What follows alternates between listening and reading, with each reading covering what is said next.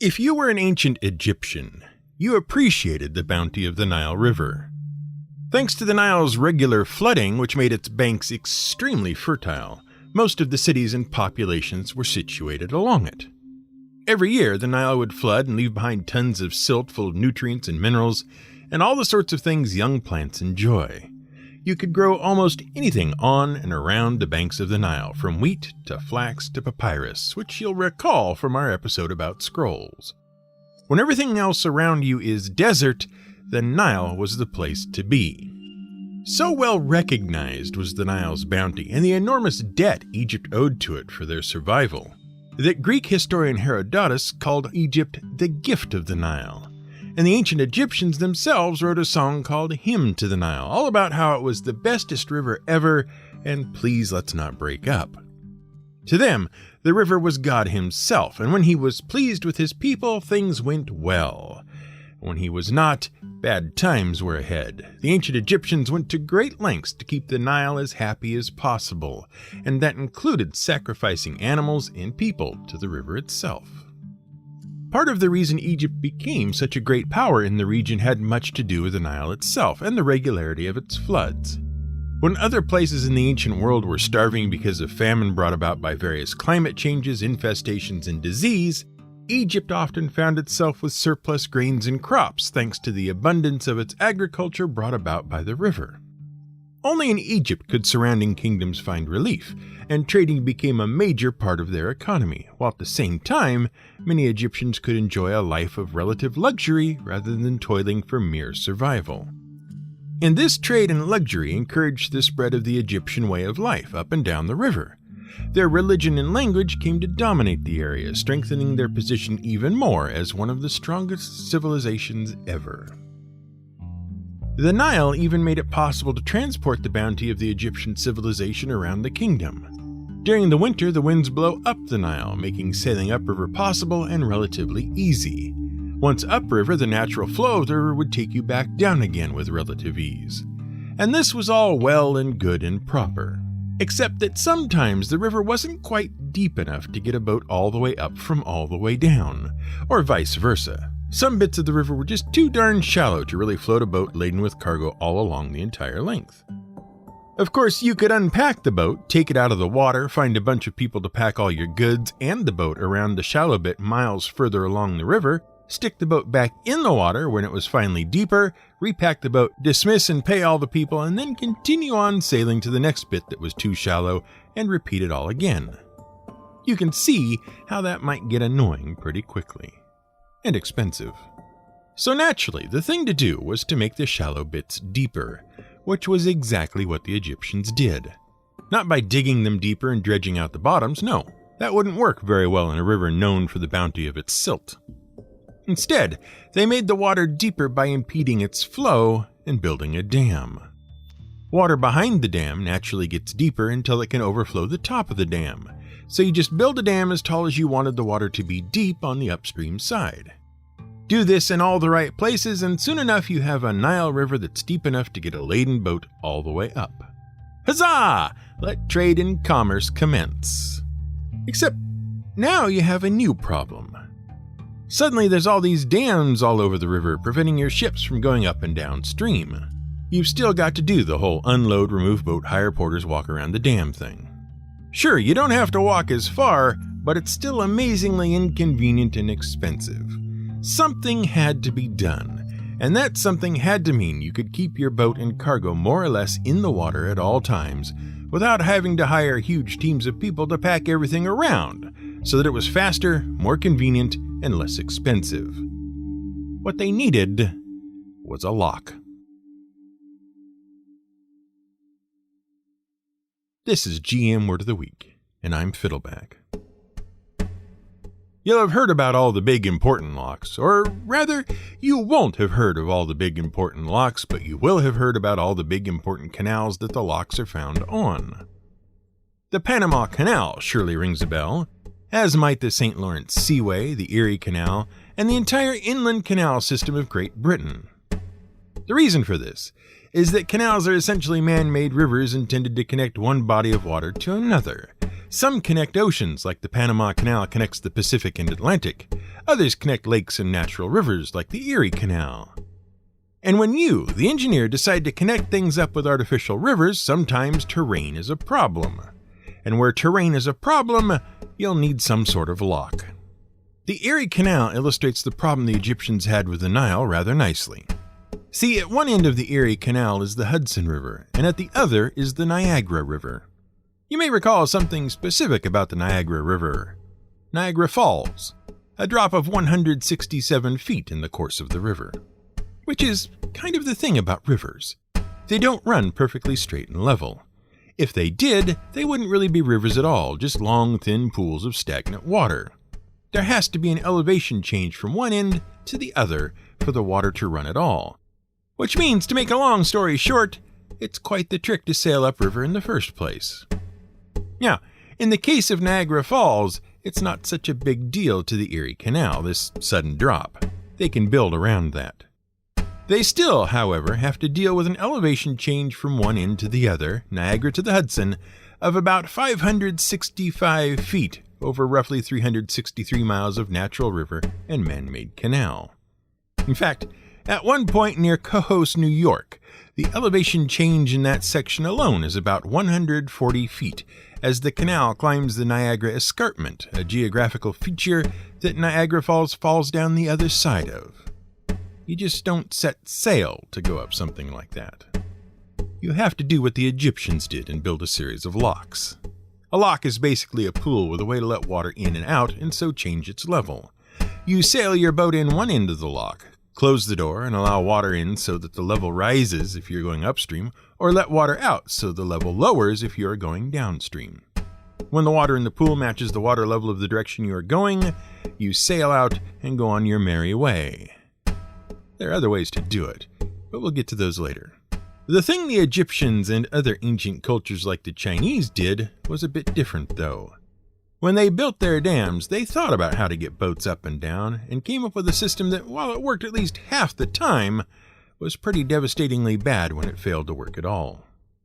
See, they built their dams with holes in the middle of them, which seems an odd thing to do, but they also built a series of panels or paddles that could be fitted into this hole to seal it up and allow the water to rise to navigable level. When a boat needed to go downstream, they could take the paddles out and the boat would be washed downstream with the outgoing rush of water. Which was great except for three things. One, in order to let a boat upstream, you had to tie the boat to a winch on shore above the dam, take out the paddles, and winch the boat past the dam as quickly as you could before all the water ran out. Two, boats had no control while transitioning from one level to the other. Boats going both upstream and downstream would frequently capsize in the onrush of water, drowning all the people on board and scattering precious cargo all over the riverbed. The third problem was that you would upset all the millers. These flash locks, as they were called, would always result in the same thing. A formerly deep section of river suddenly became too low to run the water wheels millers would set up on the banks, and it would take hours to fill the pool back up to its proper level again. In China, this led to legal battles and sometimes actual physical battles between people trying to go up or down river and millers trying to run their mills. If the water was running particularly low, rivers would be closed to navigation in favor of the milling crowd.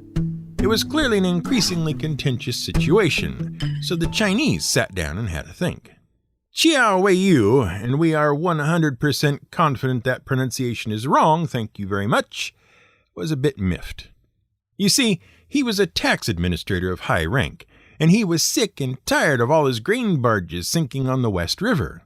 In fact, things were so bad that some of his people who were supposed to be guarding said barges were conspiring with river pirates to wreck the barges and steal the grain because, hey, what was one more wrecked barge more or less when so many were going down anyway?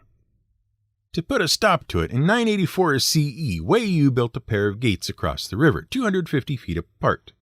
By opening one or the other pair of gates, he could let water into or out of the pool created by the gates, called a pound. In effect, he had invented the modern pound lock, whose main advantages were not only better control of the water in and out, but also less water use overall, and the ability for boats to go up and downstream safely. And that has been the chief design of most locks ever since. Oh sure, there have been refinements and improvements over the years, but that's the basic function of most of the locks in use today. Boat goes in, gate closes, water changes level, gate opens, and out goes the boat, merrily along its way. All done and dusted. However, it's not a perfect system.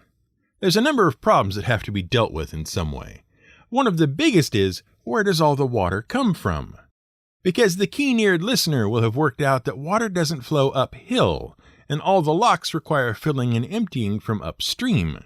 In busy canals, you're bound to run out of water eventually, especially if the entire thing is man-made and not connected to a natural river or lake of some sort. If the upstream water runs out, all you have is a trench, not a canal. Every canal has what is called a summit or summit level. This is the uppermost place on the canal, the point from which all water flows into the canal. Clever engineers will do their best to site the canal in such a way that it is fed by a natural continuous water source at its summit level, thus neatly taking care of the problem in a completely natural way. Those that can't avail themselves of this solution can instead do what is called back pumping.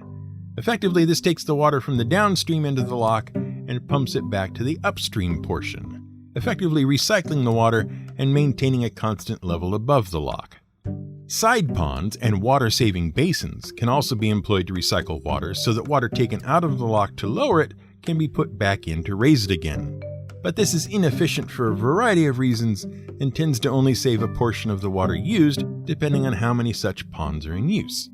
In some cases, the inefficiency is so bad as to be not worth the effort, and various side ponds installed along canals in Europe and Britain are now out of use and fallow.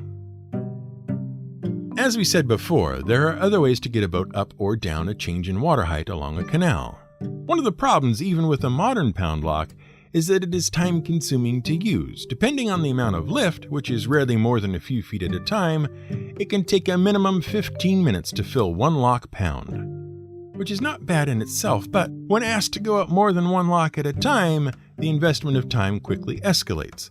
Locks on especially large changes in elevation can come in groups of 3, 4, or more, called flights or staircases, depending on how closely they are spaced and whether they share common gates. Passing through these can take several hours, and of course, bigger locks take more time. The Panama Canal has a total of 6 locks arranged in 2 flights, 3 up and 3 down. In all, the distance across the Panama Canal is 51 miles, but it takes nearly 11 and a half hours to travel it all through the locks. Of course, you wouldn't really be able to try the alternate methods with one of the massive Neo-Panamax ships. Specifically designed to exactly fit the maximum allowable dimensions of Panama Canal usage, they barely clear the sides of the Panama locks and carry about 120,000 tons of cargo. So it's unlikely you could use the inclined plane system for ships of that size and tonnage. Not without some serious work that swiftly turns impractical and expensive at that scale. Just as its name suggests, the inclined plane system uses an inclined plane at the side of the dam or other elevation change to raise and lower boats by bodily lifting them out of the water and up a slope to the next level of the canal or river. The ship sails into a cradle made, depending on size and weight, of wood or other suitable material. The boat or ship is strapped to the cradle to ensure it stays in place, and then the whole thing is winched or towed up or down an inclined track until it reaches the intended level, where it is released from the cradle and goes on its way. In all, a practiced crew can be underway in as little as 5 minutes, depending on the amount of lift required. Improvements on the inclined plane include using caissons instead of cradles. A caisson is basically a big tub of water you sail the ship into. There are usually 2 in use, one at the top and one at the bottom of the track. Because the weight of each ship and caisson arrangement is carefully managed, they act as counterweights to one another, reducing the amount of mechanical effort needed to change elevations by letting gravity do the work of bringing the heavier upper caisson down while lifting the lighter lower caisson. Once each ship has reached the appropriate level, the caisson gate is opened and the ship sails out. The advantage to the inclined plane system is, of course, that it does away with the need to build multiple locks to traverse the same change in elevation. Pound locks typically only lift a few feet at a time due to needing to manage the water used to fill and empty the pound. Other than what water might go in the caissons to float the vessel, no other water is needed. And inclined planes can raise any height you like, provided you have the land and space to run the track on. So you automatically cut out the time you'd otherwise use to fill or empty the locks, and the volume of water needed to do so to go the same distance. Time to cross a large change in elevation goes down to minutes instead of hours. Other types of locks have been proposed over the years. The caisson lock, for instance, takes a caisson as described above, and instead of raising it along the tracks outside the lock, takes an entirely sealed caisson with a boat closed up inside and lowers or raises it through the lock itself. A boat would enter the caisson at the top of the lock, the whole thing would submerge and pass to the bottom of the lock, a door would be opened and the boat let out again to the lower waterway. Sort of a whole underwater boat elevator, if that helps you picture it. The problem was, of course, that by the time the boat, enough water to float it, and the caisson got to the bottom of the lock, it was under 3 atmospheres of pressure, being some 60 feet underwater, which presented difficult engineering problems that weren't really worth the trouble to solve when compared to the cost of solving them. None were ever built past the testing phase. New proposals for locks and various mechanisms are cropping up all the time. For instance, the diagonal lock, which consists of a diagonal shaft with a watertight door at the bottom and regular lock gates at the top. Sail in, close the door at the bottom, let the shaft fill with water, and sail out at the top. Every so often along the length of the tube would be side ponds designed to conserve water, and any given boat would ride with a set of what are essentially floating bumpers to keep it off the sides of the tube, but they expect it would save a lot of time and money because it has so few moving parts. Though, as yet, no one has actually built one. But as amazing as all that sounds, no lock can really hold a candle to the world of boat lifts. Let us explain. In England, the River Weaver and the Trent and Mersey Canal system nearly met. In 1734, the River Weaver navigation, as it was called, had been completed, allowing for the transport of a very important commodity. See, under the Cheshire countryside were enormous rock salt beds, and so, ever since Roman times, various salt towns arose, primarily focused on exploiting those salt beds. You can pretty well tell where these mines were by looking at a map of England and noting where all the towns ending in "wich" are, since the suffix "wich" means salt pit. Once the River Weaver was all set to go, the salt started to flow downriver as it was transported and distributed around the country from there. And so, much money changed hands, and many people suffered only a little from high blood pressure for many years. In 1777, the Trent and Mersey Canal opened, and suddenly a second route of transport and distribution existed that not only ran further south than the Weaver into the important coal mining and pottery industries around Stoke-on-Trent, but also very nearly but not quite connected up to the entire River Weaver navigation. It's that "not quite" that's the problem bit. See, there was a small matter of a 50-foot-tall escarpment at Anderton to reckon with. The Weaver sat at the bottom of it, and the Trent and Mersey at the top. A lot could have happened. The two different companies operating the canal and the river could have had a right proper dust-up over the whole thing, with much scheming and sneaking about, and basically being a pair of Dick Dastardlies. It had happened before, and was in fact happening in many other parts of the country, where profitable potentials were being latched onto by the other guy and not at all anyone on the home team. Instead, the folks of the Trent and Mersey and the folks of the Weaver navigation decided that the real way to make real money was to work together. So they did. Each built right up to the escarpment and each ran water all the way to the edge. By 1793, they'd built 2 cranes, 2 salt chutes, and an inclined plane to transport goods up and down the escarpment to boats on one or the other waterway. By 1831, the Anderton Basin had 2 sets of almost everything, and business was good for both parties. But goodness, it all took a long time to do, all this shifting of goods and materials between the 2 waterways. And as we all know, time is money. In 1870, enough was enough. The Anderton Basin had become a major interchange, and 3 double inclined planes and 4 salt chutes just couldn't keep up and were very expensive to maintain. They needed a way to connect both waterways so boats could just go straight on through. So what they decided to do was construct the Anderton Boat Lift. After years of design, consultation, approval, and construction, the boat lift was completed in 1875 at a cost of about £4.5 million in today's money. That's roughly 5.6 million quatlus for the Americans in the audience. The Anderton boat lift is essentially a hydraulic elevator. A boat at the top on the Trent and Mersey side navigates along a cast iron aqueduct and into a water-holding caisson at the top of the lift. The caisson sits atop a single large hydraulic piston, which slowly lowers the boat as a similar caisson rises on the other side from below. Both pistons are connected beneath the water, allowing water to flow from one piston cylinder to the other, counterbalancing each other. Virtually everything, as originally constructed, was made of cast iron. The aqueduct, the caissons, even the pistons. And it worked beautifully. Boats could ride up and down in the lift in as little as 3 minutes, a vast improvement over the loading and unloading times needed before. Which was a real shame when things started to corrode and break down, somewhat predictably due to rust. Eventually, the whole thing had to be shut down and converted to an electrical system of weights and counterweights when one of the caissons unexpectedly lost pressure and sank all the way from the top of the lift to the bottom in a move that surprised many but injured no one thanks to the gradual rather than rapid decrease of water pressure.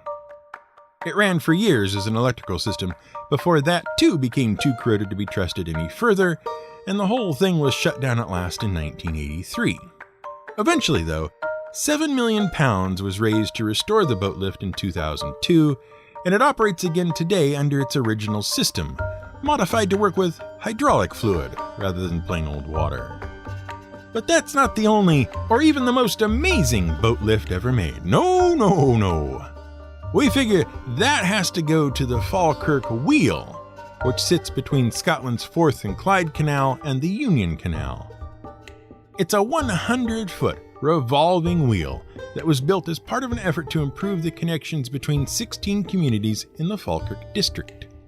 The whole improvement project was called the Helix and also featured a sculpture called the Kelpies, which looks a lot like two giant horse heads sticking up out of the ground, but is still really cool. The wheel itself is made up of two caissons that orbit a central axis, which rotates to simultaneously lift one caisson and lower the other. Designed to look like a double-headed Celtic axe, it is a marvel to behold, and the only one of its kind in the world. We thought you'd get a real lift out of that.